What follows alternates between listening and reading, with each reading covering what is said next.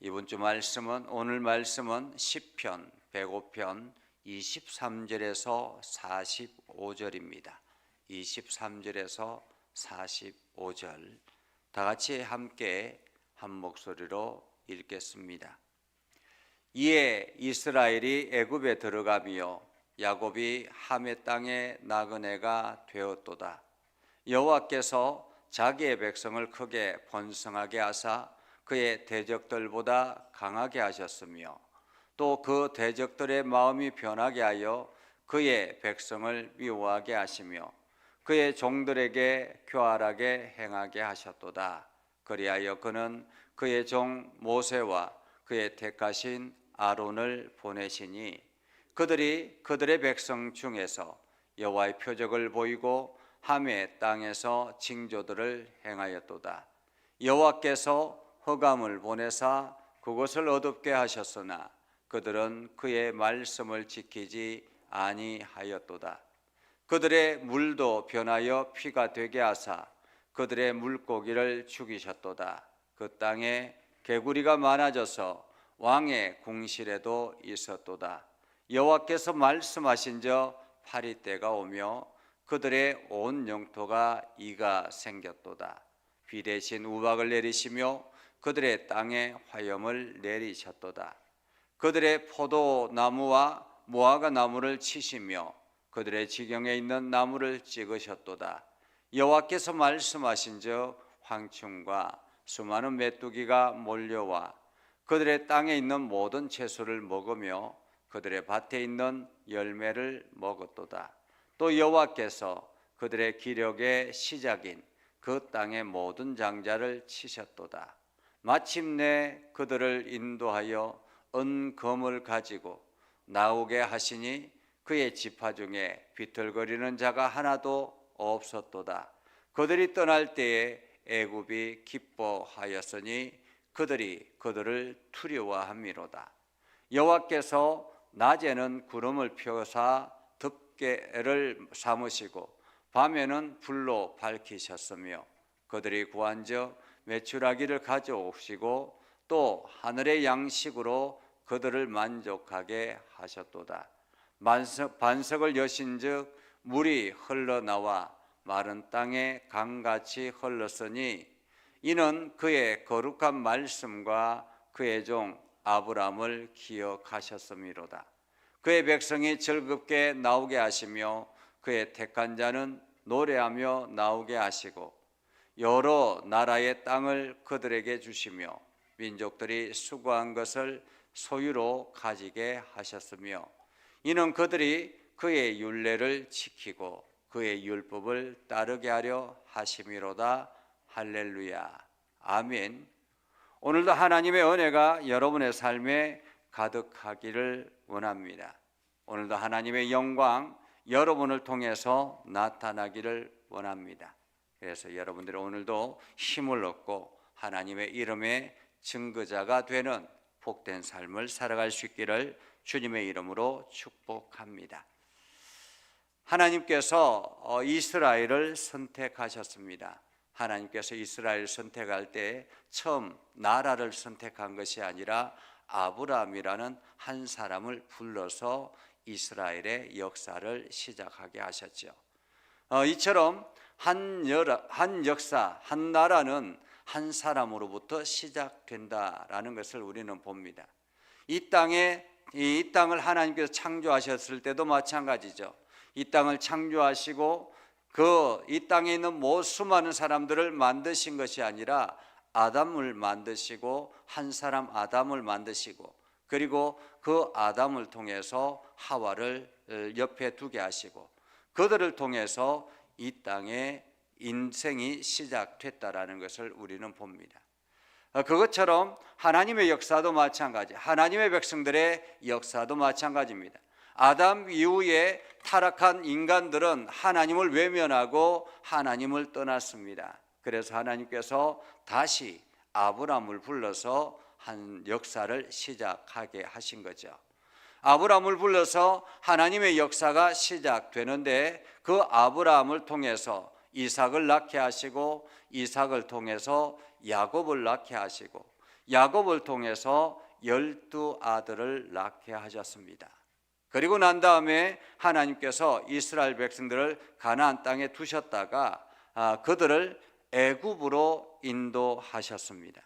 물론 요셉을 통해서 요셉이 먼저 애굽에 팔려가서 종으로 팔려가서 애굽의 총리가 되는 기가 막힌 역사를 경험하게 하셨죠. 그리고 난 다음에 어떻게 하셨습니까? 오늘 성경에 보면 이제 이스라엘이 애굽으로 들어가게 됐다라는 것입니다. 이에 이스라엘이 애굽에 들어가게 됐다. 뻐꾸기라는 새가 있습니다. 뻐꾸기는 자기의 알을 낳으면 몰래 다른 새 둥지에 둔다고 합니다. 그래서 그 다른 새 둥지에서 그 새가 자기 알인 줄 알고 열심히 품고 품어서 나중에 이 알이 부화가 되면 이게 뻐꾸기가 된다라고 합니다. 어쩌면 이스라엘 백성들이 가나안 땅에 있으면, 가나안 땅에 존재했으면 그렇게 소수의, 아주 소수의 그러한 민족으로 남아 있었을 수 있겠습니다. 그런데 하나님께서는 이스라엘 민족을 이제 다시 애굽이라는 거대한 나라에 들어가게 하셨다라는 것입니다. 애굽의 거대한 나라에 들어가게 하셔서 그 애굽의 둥지에서 하나님의 백성들을 키우셨다라는 것을 오늘 우리는 성경을 통해서 보죠. 애굽에 들어가며 야곱이 함의 땅에 나그네가 되었다. 여기서 함은 이게 노아의 세 아들 중에 하나이죠. 그래서 노아의 세 아들 셈, 함, 야벳이 있는데 셈은 유럽으로 가게 되었고 함은 아프리카로 가게 되었고 야벳은 아시아로 가게 되었다라고 그렇게 이야기하는데, 오늘 성경은 야곱이 함의 땅에 아프리카의 이집트, 지금 애굽에 들어가게 됐다라는 거죠. 함의 땅에 나그네가 되었다. 그래서 이 함의 땅에서 나그네로 시작하게 됩니다. 70명의 그 야곱의 가족들이 이 함의 땅 애굽에 들어가서 나그네로 살게 됐다라는 거죠. 처음에는 환영했습니다. 왜냐하면 그때 당시에 요셉이 애굽의 총리였기 때문에, 그리고 요셉이 총리로서 충성했기 때문에 많은 사람들이 그 가족을 환영했죠. 그런데 어떻게 됩니까? 24절에 보면 여호와께서 자기의 백성을 크게 번성하게 하사 그의 대적들보다 강하게 하셨으며 라는 거죠. 애굽의 땅에서 그들이 누릴 수 있는 것들은 마음껏 누리면서 번성하니까 크게 번성하게 됐다라는 것입니다. 그리고 그의 대적들보다 강하게 하셨다. 한마디로 이 히브리 민족이 이 애굽의 사람들보다 훨씬 더 강해졌다라고 말하고 있습니다. 이제 점차 그 민족이 강해지기 시작하자 애굽의 사람들이 두려움을 느끼게 되었죠. 지금도 여전히 마찬가지죠. 많은 그 이슬람 세력들이 세계 곳곳에 흩어져서 이민족으로 살고 있습니다. 그런데 그 이민족, 처음에는 소수의 이민족이었던 사람들이 이슬람이 점차 인구가 많아지기 시작하고, 다른 우리나라도 마찬가지죠. 이슬람 세력들이 들어와서 그들은 계속 자손을 낳지만 우리나라 사람들은 자손을 안 낳지 않습니까? 아기를 낳지 않지 않습니까? 유럽도 마찬가지고 다른 지역도 마찬가지입니다. 선진국에 있는 많은 나라들이 자녀를 낳지 않고 살아가다 보니까 오히려 이 자녀를 많이 낳는 이슬람 사람들이 훨씬 더 번창하게 되어서 이제는 그 나라의 문제가 되더라라는 것입니다. 처음에는 이민족을 아주 이렇게 환영하며 받아들였는데 이제는 그 이민족 때문에 그 나라가 걱정거리가 많아지게 됐다라고 이야기를 하죠. 어쩌면 이스라엘 백성들도 마찬가지입니다. 애굽에서 처음에는 이스라엘을 받아들일 때는 뭐 소수의 인원이니까 이 정도는 충분하지라고 생각하고 아무 생각 없이 받아들였을 것입니다. 그리고 요셉이 총리였으니까, 그리고 요셉이 죽고 난 다음에도 당분간은 요셉의 영향력 아래에 있었기 때문에 별 문제가 없었습니다. 그런데 점차 강해지기 시작했습니다. 그러자 그 대적들의 마음이 변하게 되었죠. 그 대적들의 마음이 변하게 하여 그의 백성을 미워하게 하시며 그의 종들에게 교활하게 행하게 하셨다. 근데 오늘 성경에 보면 그 대적들의 마음이 변했는데 이것이 하나님의 의도였다라는 것을 오늘 성경은 말하고 있다라는 것입니다. 대적들의 마음이 변하게 하여. 누가 변하게 하였습니까? 하나님이 변하게 하였다라는 것입니다. 만약에 하나님께서 이 대적들의 마음을 변하지 않게 하였으면 어떻게 되었을까요? 이스라엘 백성들, 히브리 민족은 애굽 땅에서 나올 생각을 하지 않았을 것입니다. 그렇지 않겠습니까? 애굽 땅에서 잘 먹고 잘 사는데 편안한데 무엇하러 고생하러 나올까라는 거죠. 그런데 대적들의 마음이 변하기 시작하면서부터 그 백성을 미워하게 하시고 그의 종들에게 교활하게 행하게 하셨다. 어쩌면 히브리 민족들은 이 애굽의 사람들이 자꾸만 자기네들을 미워하고 또한 교활하게 행해서 부당하게 하고 이러한 것들이 너무너무 힘들었을 것입니다. 왜 저 사람들이 우리를 이렇게 하나 억울했을 것입니다. 그런데 그 뒷배경에는 누가 있었습니까? 하나님이 계셨다라는 것입니다. 하나님이 계셨다.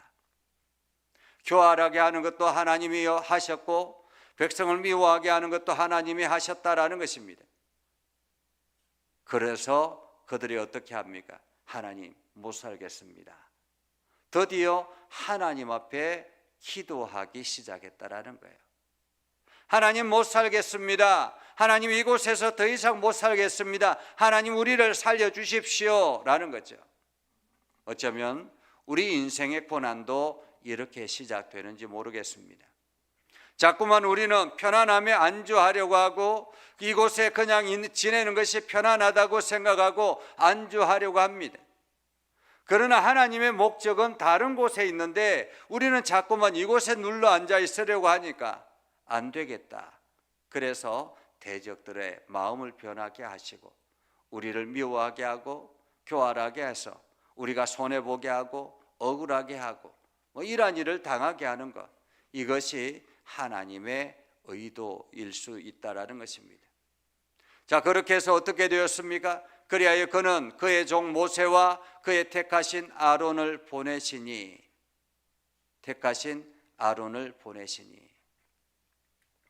보내고 나자 어떻게 합니까?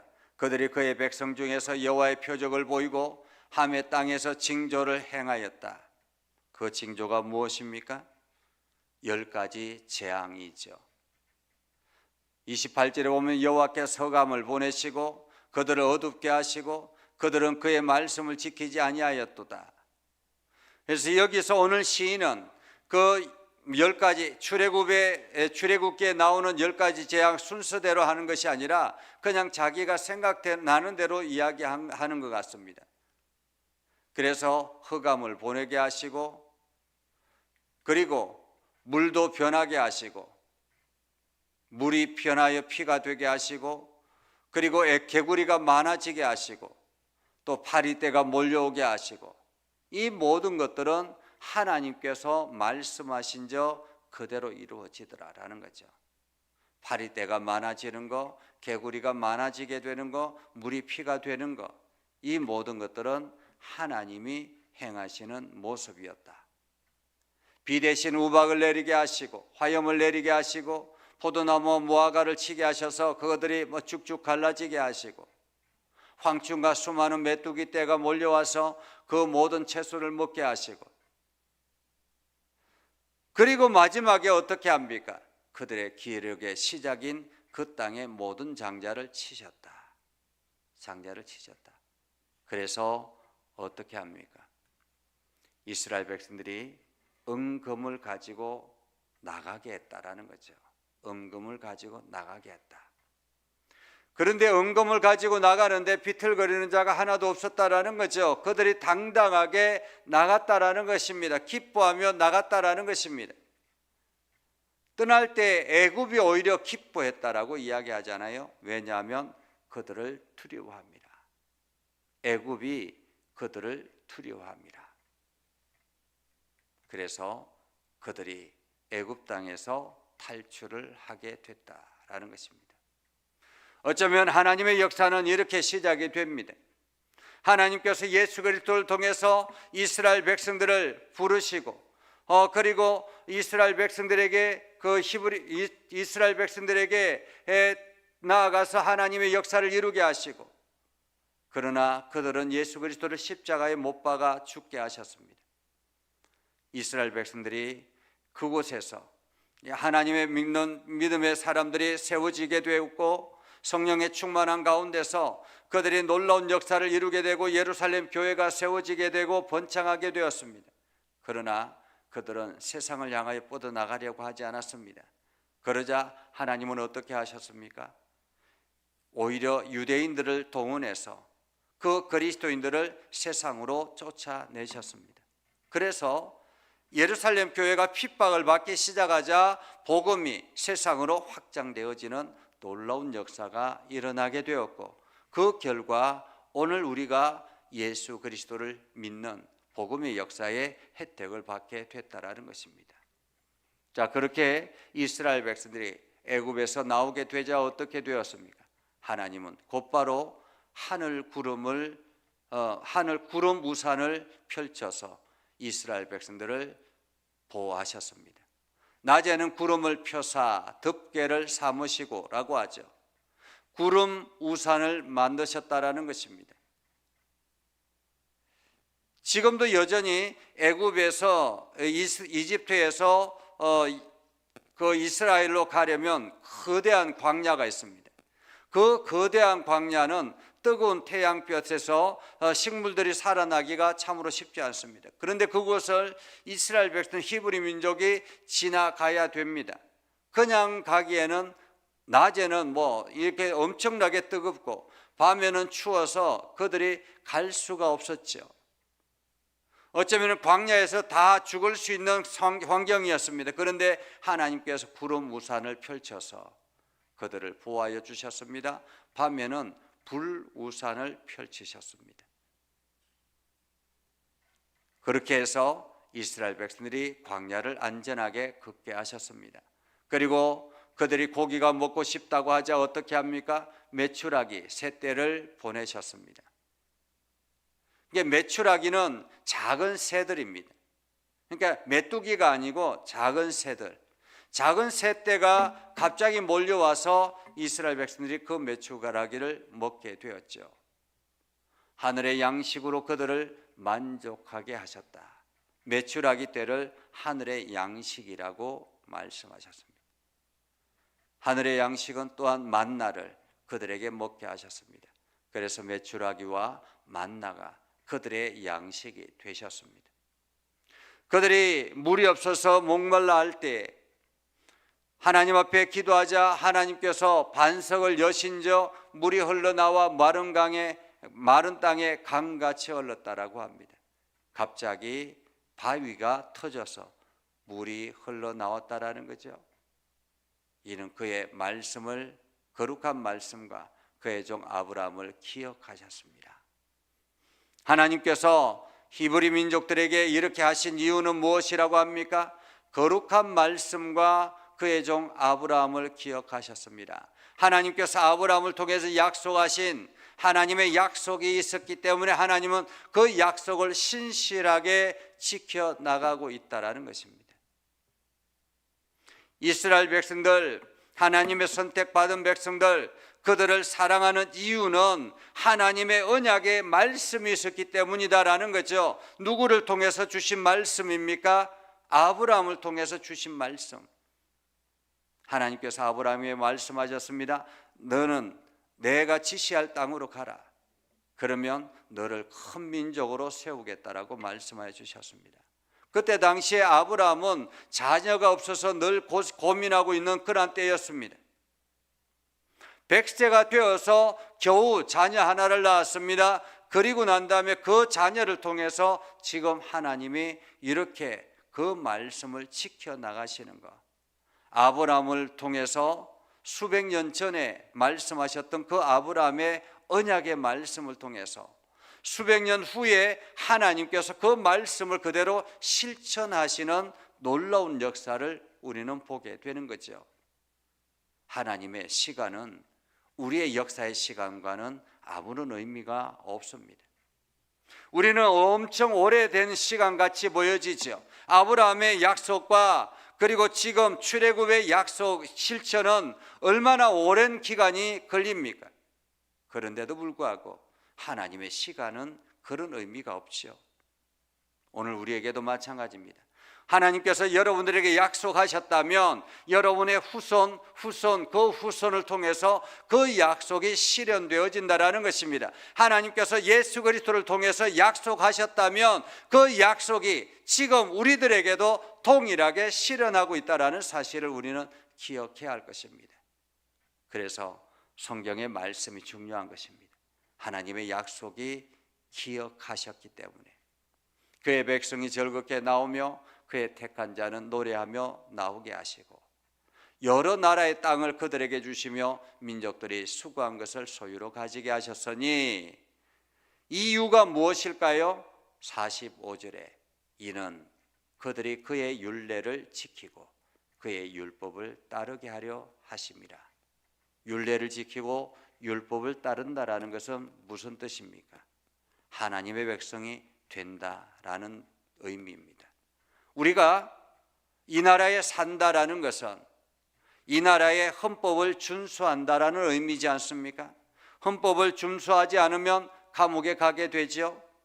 만약에 그 외국에 살던 사람이 우리나라에 들어오려고 우리나라에서 우리나라 백성으로 살려고 하면 어떻게 합니까? 이 헌법을 준수하겠습니다라는 약속이 있어야 합니다. 그래서 헌법에 대해서 공부하고 우리나라 언어에 대해서 공부해야 되고 역사에 대해서 공부하고 그래서 이 나라의 율법을 우리도 지키겠습니다라는 약속을 해야만 우리나라의 민족이 되는 것입니다. 하나님의 백성이 되게 하기 위해서 하나님의 율례를 지키고 하나님의 율법을 따라서 하나님의 거룩한 백성으로 살게 하기 위해서 하나님께서 이 모든 일들을 행하셨다라는 것입니다. 지금도 하나님의 역사는 진행 중입니다. 이 역사는 이 땅이 완전히 닫혀질 때까지 계속 진행 중일 것입니다. 우리는 그 역사 속에 살아가고 있다라는 사실을 기억하고 오늘도 그 역사의 주인 되신 하나님 앞에 엎드려 기도하는 저와 여러분이 되시고 그 하나님으로부터 공급받는 풍성한 은혜를 누리는 복된 하루가 되기를 주님의 이름으로 축복합니다. 기도하겠습니다. 거룩하신 아버지 하나님, 오늘도 주님의 말씀 의지하며 나아갑니다. 하나님의 선한 뜻을 깨달으며 나아갑니다.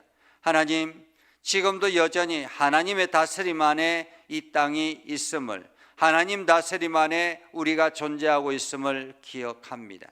오늘도 믿음으로 그 사실을 고백하며 하나님의 인도하심에 순종하고 하나님의 뜻을 따라 살기에 힘을 다하며 하나님의 율례와 하나님의 법도를 준수하는 일에 앞장서는 우리가 되게 하여 주시옵소서. 믿음의 성도들이 간구하는 기도의 소리를 들어 응답하여 주시옵소서. 예수님의 이름으로 기도드립니다. 아멘. 이제는 우리 구주 예수 그리스도의 은혜와 하나님 아버지 극진하신 사랑과 성령님의 감화 감동 역사 위로 교통하시며 은혜가 주님의 말씀 의지하며 나아가는 믿음의 백성들 위해 하는 모든 일들 위해 영원토록 함께하옵시기를 간절히 축원하옵나이다.